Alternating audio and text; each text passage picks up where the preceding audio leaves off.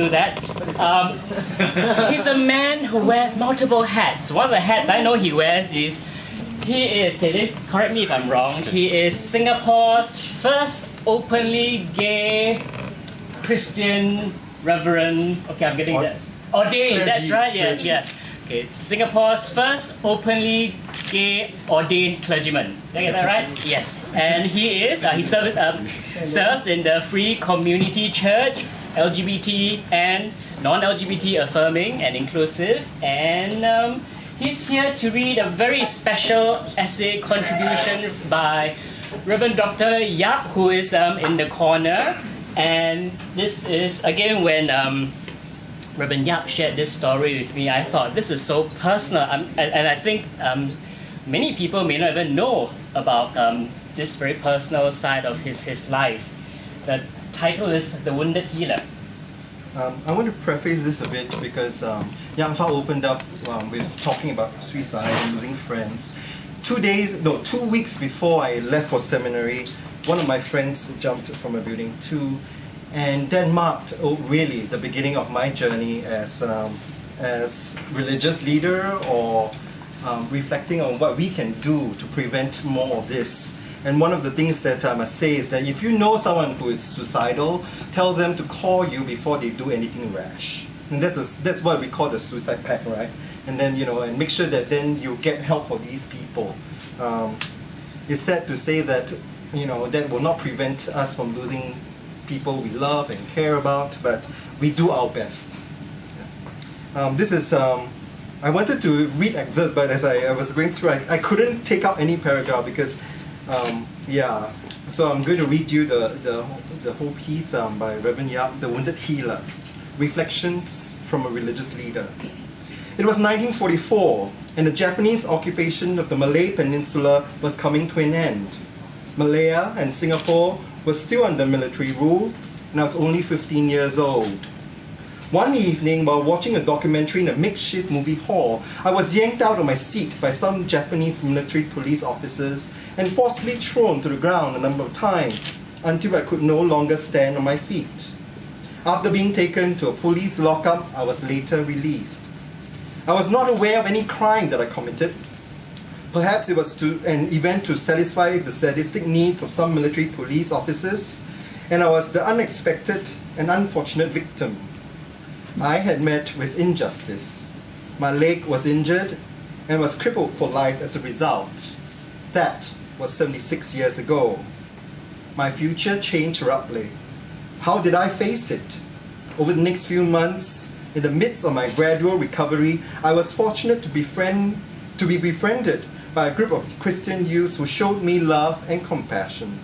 I soon became a member of the Wesley Church in Ipoh, Malaysia. After secondary school, I decided to pursue tertiary education in a small Methodist college in the United States. That was where I worked part-time while studying for my degree. It further led me to the seminary, where I trained to serve as a pastor. The American Civil Rights Movement at that time opened my eyes to injustice. Racism was supported and justified by the vast majority of white Christian churches. I find myself sympathizing with the black African American students who participated in demonstrations and got themselves brutally assaulted as a result. Martin Luther King Jr. himself was a doctoral student at the Boston University, where I received my theological education. In the following years, it was people inspired by the teaching of love and justice who finally achieved racial equality legally in the United States. After completing my education, I returned home and was appointed to pastoral work in the Methodist Church. I was consecrated as the first Asian bishop of the Methodist Church in Malaysia and Singapore in 1968. I resigned from the episcopacy to take up an appointment as General Secretary of the Christian Conference of Churches in Asia. CCA's mission was to coordinate the Asian churches to engage in education, evangelism, development, and social justice. I identified with the victims of injustices wherever they were found. In a way, I felt I was trying to be a wounded healer. At the age of 15, I was able to pick myself up from the ground, to walk haltingly, but was never able to run again because of my injury. Now I felt I needed to help others to get up, stand tall, and walk proudly. It was with this orientation in my life that I came forward naturally at the opportune time to support the struggles of the gay, lesbian, bisexual, and transgender community. Here is a group that experienced unjust rejection and stigmatization. They bear the guilt imposed upon them. They were sinned against by those who claim that homosexuality is a sin. For many years past, I was unaware of their problem. I did not comprehend the issue of homosexuality or even realize it as a concern. They led their private lives and were not a problem to me. There was no public discussion. When I began my Christian ministry, I was asked questions about the view of the church on the subject. Like many people then and still today, homosexuality is a closed issue. It is sin. The clobber passages quoted in the Bible regard same-sex relations as sinful. Sexual orientation was unknown by those people inspired people who wrote, communicated, and interpreted the sacred text. When gays, lesbians, bisexuals, and transgender people started coming out to share their stories of discrimination and persecution, it also set me reflecting about the issue. Every day, we depend upon new knowledge in the study of the human condition and the nature of society. In the critical study of the Bible, I developed a more favorable attitude towards sexual orientation, which I believe is inborn, not just by nature, but nurture is also a casual factor for one's sexual orientation. Gay or not, who we are is determined by both nature and nurture. We should agree that some of us were born this way and others that way. Neither way is sinful, and both ways are natural. When stories of this community surfaced, I found how they were being confronted with the forces of discrimination, stigmatization, ostracism, marginalization, and rejection. They escaped to their lonely closets, nursing the wounds inflicted upon them by an uninformed and prejudiced society. Gays, lesbians, bisexuals, and transgender people were forced to live a lie in public and behave like straight people for their survival. I could also sense how liberated and free they became when they went among members of their own community. Even their own family members are caught in the dilemma.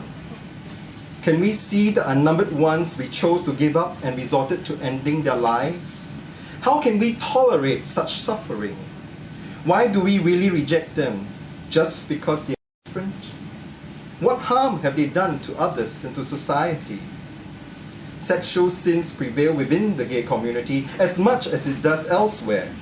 The tragedy is that the church has already decided it would leave them by the wayside.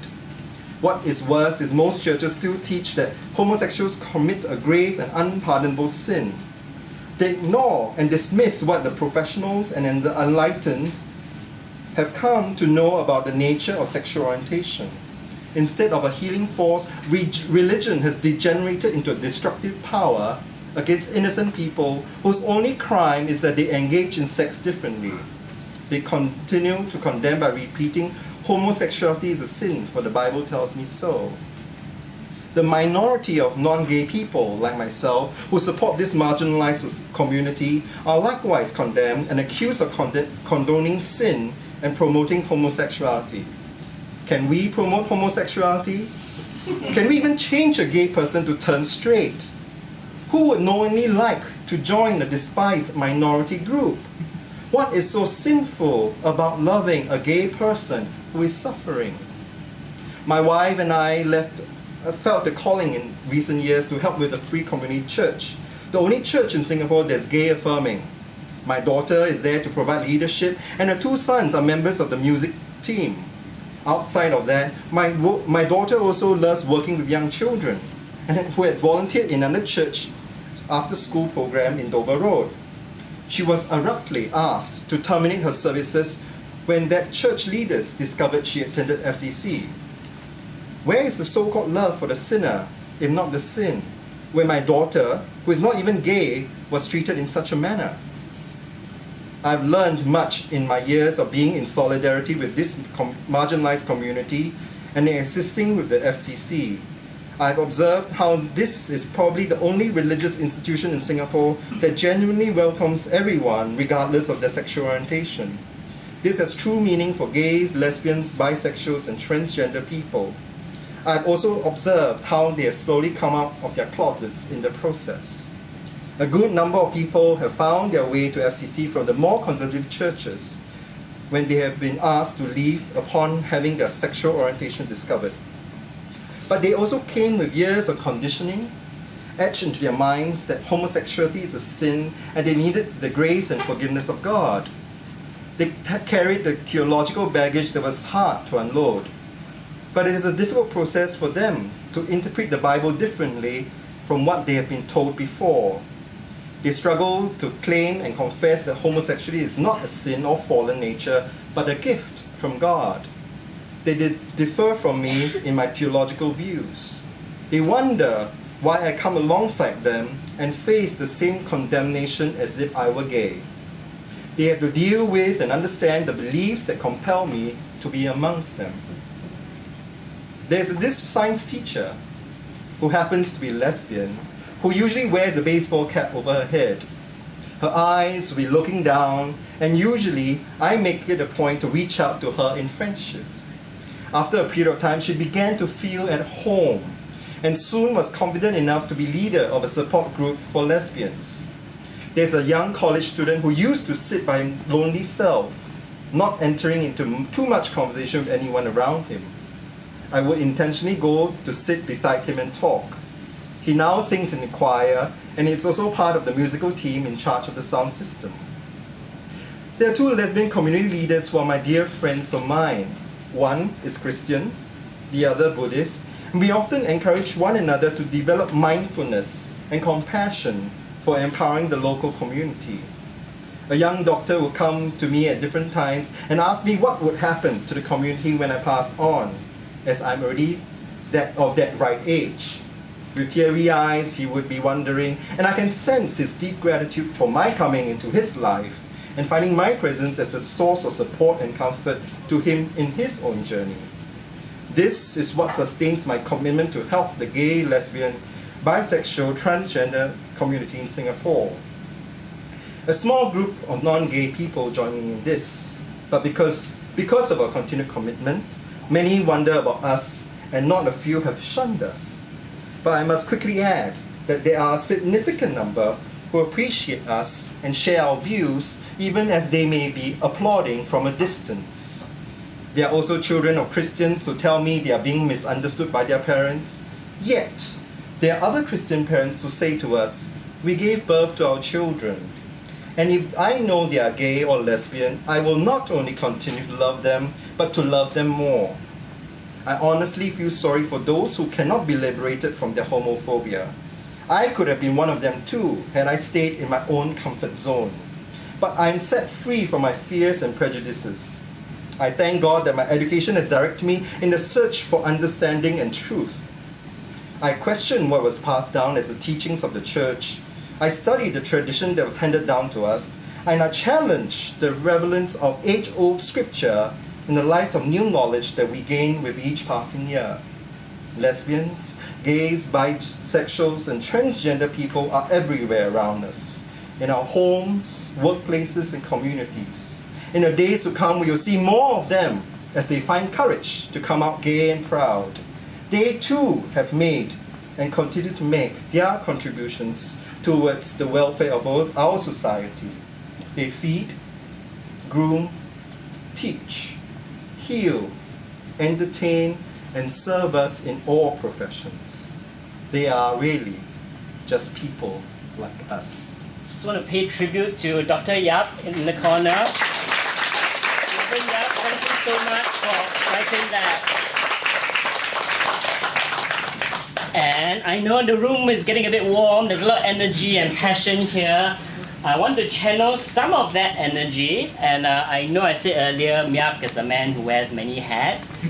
Miak is also going to be the facilitator coordinator for IndigNation, and he'll say something about it. For those of you who do not know, IndigNation is our Pride season in August. And this is from last year. We'll probably reuse this somehow, save money.